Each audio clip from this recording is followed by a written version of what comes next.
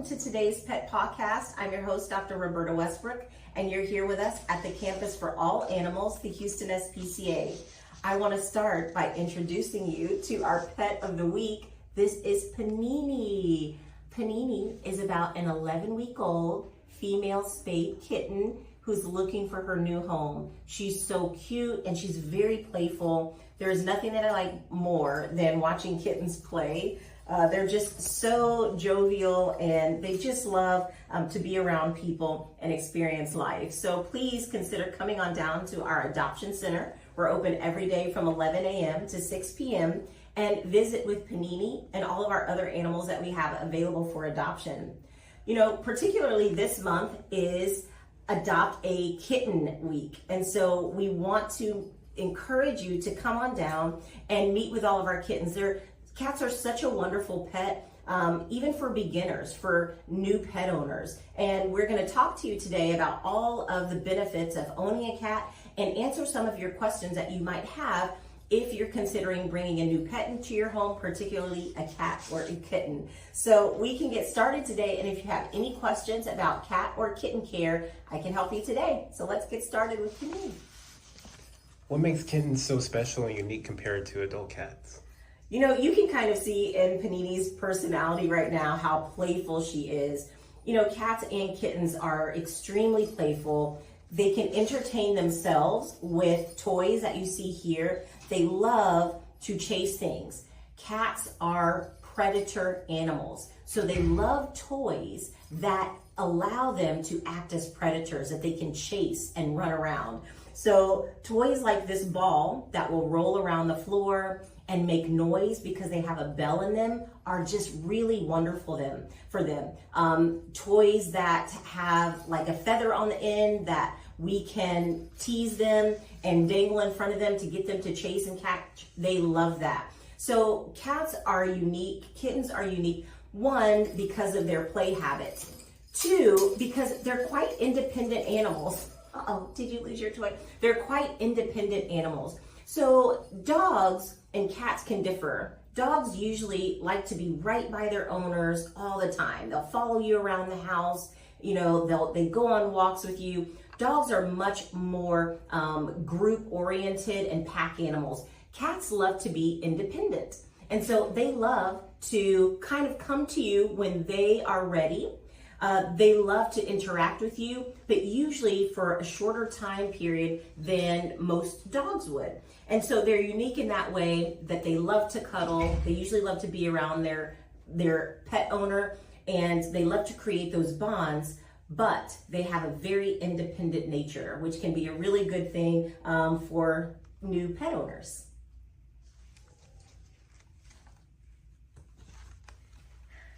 Okay. How are you doing, Panini?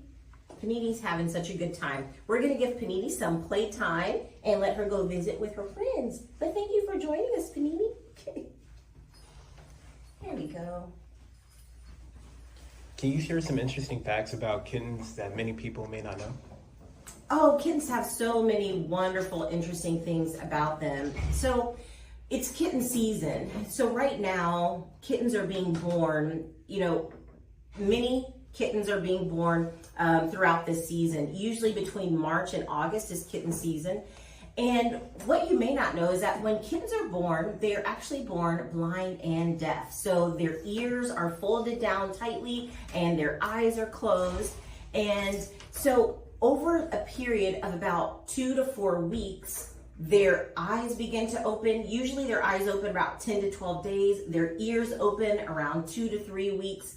And they start to take in the world around them. They have really strong sense of smell. And so even kittens that are newborns are able to navigate their environment using their very, very sensitive sense of smell.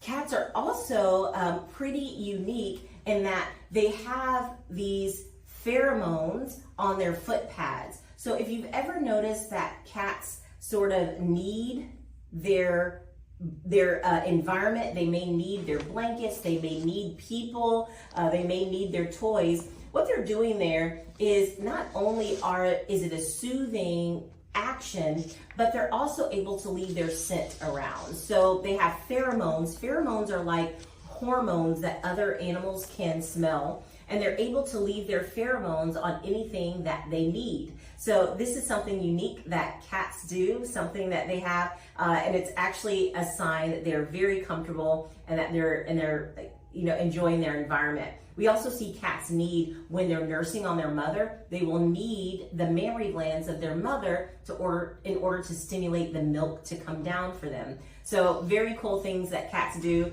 Probably one of the coolest things that cats do is purr. There's just a wonderful feeling when you're around a cat and the cat is purring.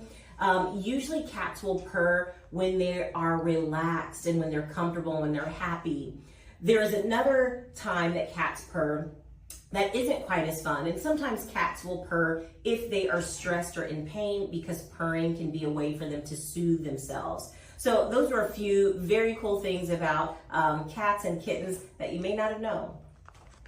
Getting into general health and care for new adoptees, what are some signs of a healthy kitten? Yeah, so Panini is very active and very alert. And that is a really good sign of a healthy kitten. So you want kittens to be able to play, to be active, to be interactive. Yes, cats tend to sleep a lot, but when they're awake, they should be very active. And that's a good sign of health. Eating and drinking regularly is also a good sign of health. So cats that don't eat would be really concerning. If a cat stops eating, I would say take your cat to the family veterinarian, because it's uncommon for cats to stop eating unless they've got some illness going on. Another sign is a healthy coat. So when their coat is nice and shiny, that's a really good sign of good health, that they're thriving. And then finally, when they have normal urine and defecation habits, that's also a really good sign that they're healthy. So eating and drinking, and then urinating and defecating normally, a nice hair coat, and then an active attitude. What should I feed my kitten and how often? Right, so let's start at the beginning. So when kittens are first weaned from their mother, generally what we will do if we're caring for them is start them on a canned or wet kitten food. What this does is it gives them a gradual transition from milk to solid food. So we will feed them a canned kitten food. Sometimes we may add a little bit of water to even liquefy it a bit more, just to get them used to the consistency. So you may want to feed your kitten canned wet kitten food in that stage between 6 to 8 weeks. Kittens generally eat smaller meals frequently throughout the day, so feeding between 3 and 4 times a day is usually going to be appropriate for kittens. And you can always find how much to feed your kitten on the can or on the bag of the type of food that you are feeding, because it's going to be based on age and weight. So you want to make sure that you have a really balanced kitten food as well. So you want to make sure that those kitten foods are higher in protein and calories, because kittens are very active and they need to build muscle and they need to stay strong. So we typically feed cats and kittens diets that are higher in protein and lower in carbohydrates. You can always talk to your family veterinarian about which brands of cat food may be most appropriate for your pets. The Houston SPCA feeds Hill's Pet Nutrition to all of our cats and kittens and our dogs, and it helps to keep them very, very healthy. What would you say are the most important vaccinations for kittens? So you've gotten a new kitten, and you want to make sure that not only are we considering proper nutrition, but you also want to make sure that we're doing everything that we can to prevent disease. And the best way to prevent disease is to give your kitten a healthy immune system. And the best way to do that is through vaccination. So when your kitten is going to the veterinarian for the first time, your veterinarian's going to give your kitten one of the core vaccines for cats. And the core vaccine is abbreviated FVRCP, or in some places it's abbreviated HCP. What this vaccine does is it prevents it against the most common infectious diseases that we see in cats and kittens. So one of them prevents against a respiratory disease called feline viral rhinotracheitis. That's where the FVR comes from, feline viral rhinotracheitis. Cats that have this particular virus generally will present with a runny nose, runny eyes, and sneezing. And it's a very, very common disease in cats, but we want to prevent it and we want to lessen the clinical signs and shorten the span of disease. The best way to do that is through vaccination. The next disease that vaccination prevents against is a virus called calicivirus. Calicivirus also causes respiratory signs like sneezing and nasal discharge and ocular discharge, but calicivirus also causes oral ulcers. So ulcers in the mouth that can be very painful and can prevent your cat from eating normally. And finally, the infectious disease that is prevented with that particular vaccine is called panleukopenia. Panleukopenia can be a fatal disease of cats and kittens.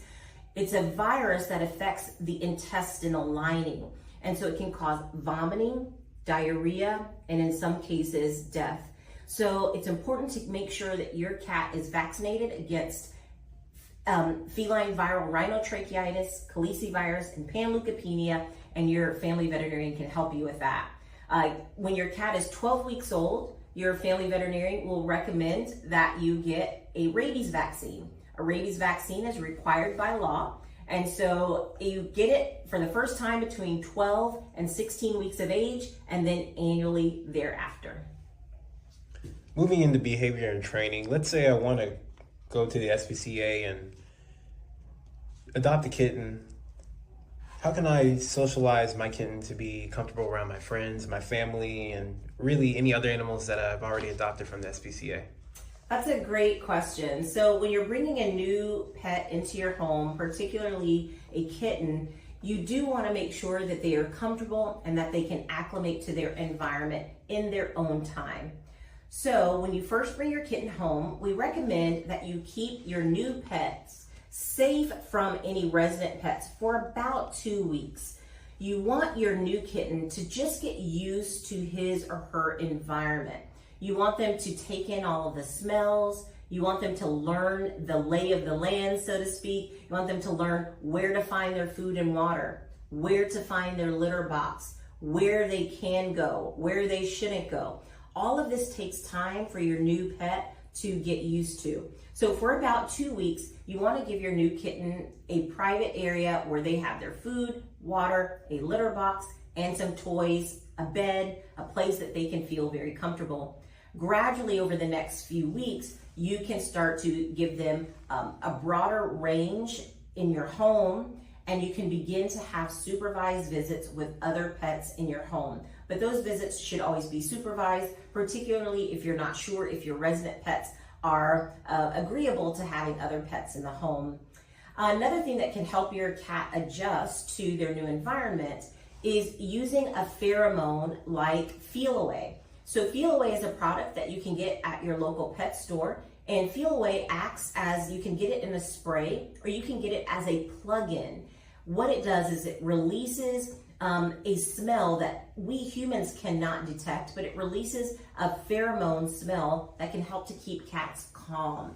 And that can actually help them to integrate into their environment a little quicker than normal.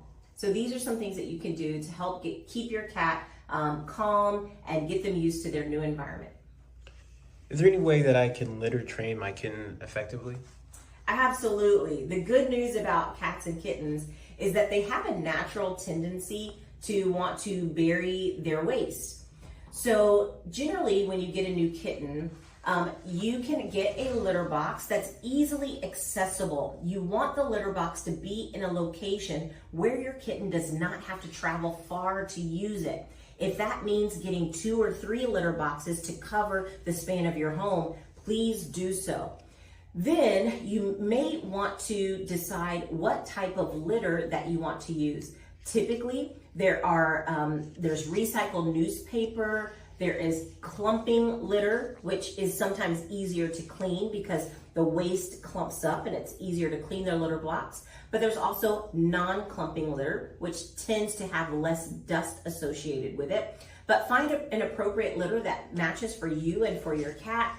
Get multiple litter boxes that are easily accessible so that your kitten can get in and out easily. And then once you put your kitten in the litter box, they really do have a sense of what you want them to do, and they can start using the litter box as soon as 3 to 4 weeks old. So they're easy to train when it comes to a litter box. We got to make sure that we keep the litter box clean, easily accessible, and that you choose the particular type of litter that your kitten is going to use. Finally, what are some effective ways to reward good behavior in kittens? Oh yes, rewarding good behavior in kittens. So we always want to make sure that when they're doing something that we want, that we reward them. And kittens can be very food driven as well. So if your kitten is showing and displaying behavior that you like and you want to reinforce that behavior, offering a tasty treat or a snack would be a great way to reinforce them. You can also reinforce them with loving pets and, scratches behind the ears or under the chin. They love that too. And that can help them to continue to do the action that you want. And then when they are doing something that you don't want, don't give them attention. So if your cat is doing something that maybe you don't want them to do, don't give them attention during that time. Don't try to scare them away from doing it. You want to distract them with something positive like treats. Moving into nutrition, what ingredients should I look for in kitten food?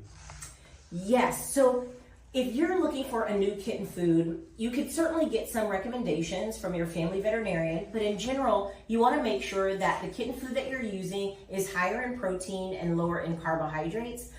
Cats use protein as their first energy source, and so particularly when they're growing, you want to make sure that they have adequate protein levels. There are lots of wonderful food brands out there. Hill's Pet Nutrition makes a wonderful kitten food. That's what we feed our kittens here, and they do very well on it. I don't want to overeat or overfeed my kitten. How often should I feed my kitten? About 3 to 4 times a day is okay for cats and kittens. And what you can do is usually the cat food that you're feeding will have a feeding schedule. You can look on the back of the bag or on the can. There will be a feeding schedule that says how frequently to feed and how much to feed. And it's usually based on age and weight. So you can look at that. If as they get older, you can reduce the number of feedings to maybe twice a day instead of multiple times a day. Or in some instances, some cats do really well with free feeding. What that means is putting it's the daily food requirement out in a bowl and allowing your cat to graze or feed on that requirement throughout the day. So you can feed in frequent small meals, or you can feed one daily meal and allow your cat to graze throughout the day. Are there any benefits of feeding my kitten wet food versus dry food? There's certainly some benefits to feeding a canned or wet food, and the benefits are that it has more moisture content, and keeping our pets hydrated is always important. We sometimes forget that our pets need to drink water and stay hydrated as well. So canned wet kitten food can help keep your cat hydrated by having a little bit more water content. It also tends to have less carbohydrates and more protein because it's not dried out. It's usually fresh meat, and so that can be a benefit as well. So I would say start out with canned kitten food. As your cat grows, if you want to transition to a high protein, low carbohydrate, dry kibble, that's okay too. But you can certainly talk to your family veterinarian about what might be best for your particular cat. How can I tell if my kitten is overweight or underweight? That's a great question. When we're talking about nutrition, sometimes we're seeing our pets every day and we may not notice gains in weight that are excessive or loss in weight that is excessive. And what you can do is you can go online and look for a body condition scoring chart. We use it all the time as veterinarians. And what you want to make sure is that your cat is having a nice slender build. What that means is if you were to look at your cat from the top down, you want to see your cat's body begin to taper in at the waist. So you want your cat to be slender enough that they begin to taper in just a little bit at the waist, as opposed to going out and round at the waist. So if you're looking at your cat from the top down, you want the chest to be about the same size, and then when it gets to the abdomen, you want it to taper in as opposed to bulging out. It is not uncommon for cats, female cats, as they get older, and even some male cats, to develop a fat pad on their abdomen. So as they get older and gain weight, they tend to carry their abdominal fat underneath the subcutaneous tissue in the abdomen. And so they'll have kind of like a waddle or a fat pad. And some people think that's abnormal, but it really just is an accumulation of fat. So if you're starting to see that, you can also talk to a veterinarian about a weight loss diet and how to get your cat to exercise more to help them get back down to a healthy weight. Sounds like I need a weight loss diet myself. Yes. Going into preventative care, when should I spay or neuter my kitten? Great question. So this is an interesting thing about kittens. As kittens grow, at about 5 to 6 months old, they have reached sexual maturity. So kittens that are 5 to 6 months old actually are able to get pregnant. And because of this, we notice lots of cats giving birth in those spring and summer months, even at very young ages. And then after they give birth, they can actually get pregnant again within 2 months of having a litter. So it's really important that we consider spaying and neutering our cats.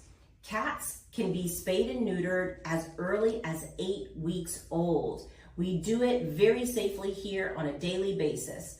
If you have a pet cat, we may wait until 5 to 6 months old, and that's just because they're in your home, they're not likely to be getting pregnant in your home, and so we can delay the spaying and neutering till they're about 5 or 6 months old.